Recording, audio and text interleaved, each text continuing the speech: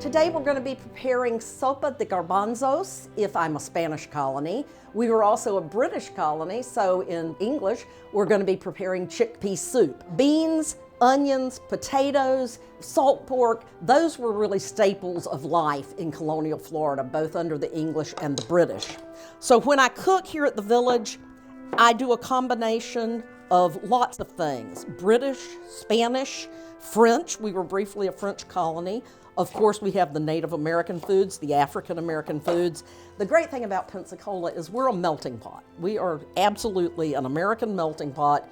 And at the village, as long as it could be cooked with ingredients and recipes of the time of the American Revolution, I can cook it and it'll be accurate. And then this is ready for me to serve to my hungry colonists.